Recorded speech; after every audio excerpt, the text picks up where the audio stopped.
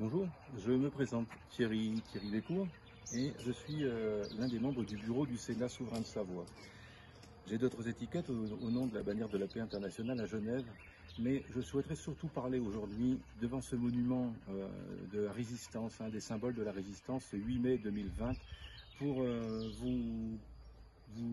non pas crier, mais peut-être crier du fond du cœur ma révolte par rapport à tout ce qui vient de se passer, ce qui se passe dans le monde, ce qui vient de se passer au niveau du confinement, qui n'est soit-disant pas terminé ici en France, ce qui est quelque chose d'absolument aberrant. Et il y a des messages que je souhaitais vous faire passer par ce biais-là, par le biais d'affiches que j'ai dans la main. Alors vous avez celle-ci en premier, qui est un Auschwitz, et qui est en fait une réplique de nos attestations, un copier-coller que nous avons dû, que j'ai refusé pour ma part en tout cas, ça ne m'a rien entraîné comme problème, parce qu'on dit non, on doit savoir dire non. Alors cette attestation, eh bien, c'était une légitimation dans les années 40 pour la circulation limitrophe. C'était comme ça que c'était rédigé, avec la commande d'atour, la signature de personnalités. Alors moi j'ai noté ça, et tout le temps de ce confinement, qui d'ailleurs devrait se terminer dans quelques jours, apparemment, avec ces ministres, dont le ministre de l'Intérieur qui est un ancien mafieux de Marseille,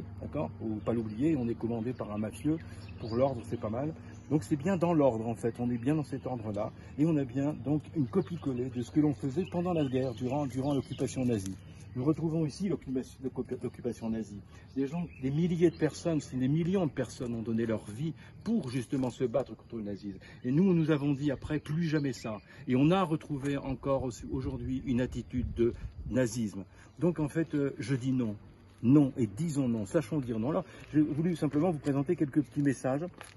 Et regardez un peu l'occupation nazie. Eh bien, quand on parle du Sénat souverain de Savoie, et de la Savoie libre, en l'occurrence, moi j'y souscris. Pourquoi? Parce que je ne peux plus souscrire, même si je suis né sur le territoire français, à la République française de Ripoux.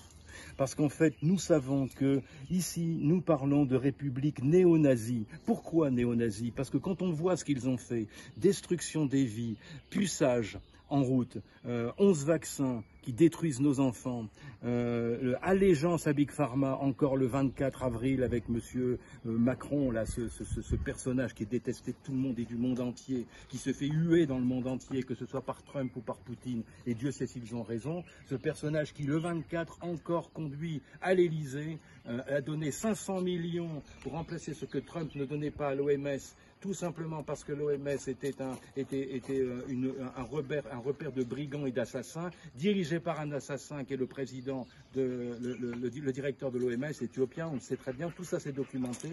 Et nous avons aujourd'hui un personnage qui est celui qui est censé représenter notre pays de la liberté, et qui invite ces criminels pour mettre du puçage et tout ça dans nos corps, dans nos enfants, etc. Ça, je ne peux pas, en tant qu'individu, l'accepter. C'est absolument inadmissible.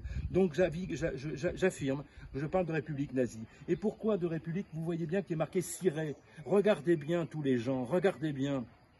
La France est une société commerciale qui porte le numéro 1601701. Allez voir sur Internet. Vous verrez que son adresse est au Palais de l'Élysée. C'est-à-dire que nous ne sommes pas dans un État, nous sommes dans une société commerciale avec à la tête un patron. D'ailleurs, il a bien dit qu'il gérait sa start-up.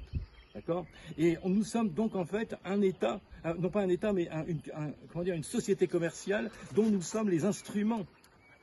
Donc ça, je refuse.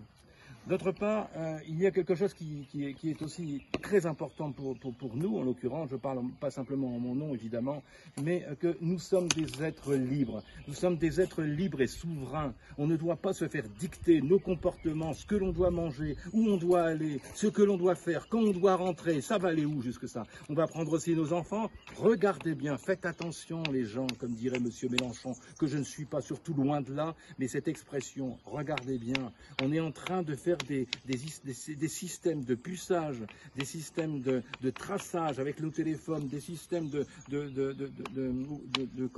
on va essayer de vous faire des tests qui ne révèlent rien du tout. Tout cela pour aller pouvoir vous prendre, vous dire voilà, vous êtes malade, soi-disant, bien hop, on vous met là-bas, on vous met là-bas. Mais quand est-ce que vous allez vous réveiller, les Français? Mais réveillez-vous, s'il vous plaît, réveillez-vous. Vous allez accepter qu'on va prendre vos enfants? Cela dit, vous avez déjà accepté qu'on mettait 11 vaccins dans vos petits-enfants, là, avec un système immunitaire qui n'était même pas fait à quelques jours de la naissance. Quand allez-vous vous réveiller, bon sang? Maintenant, ici, un autre mot que je voudrais vous faire passer, donc évidemment par rapport à ce que je viens de dire, non au vaccin puçage, non au traçage, non à la 5G. Regardez bien, la 5G est en lien avec tout ce qui est en lien, tout ce qui est dans cette façon de nous dominer. Et pourquoi est-ce que l'État, enfin cet État nazi français, cette société commerciale a donné l'autorisation, tiens justement, durant notre assignation à résidence, de pouvoir monter des antennes 5G partout en France, sans même l'autorisation des maires, des villages, etc. Mais bon sang, on va se réveiller quand? Autre part, nous ne sommes pas, j'espère que nous ne le sommes pas, nous ne sommes pas des moutons. Nous ne sommes pas des moutons et on doit arrêter de se faire tondre.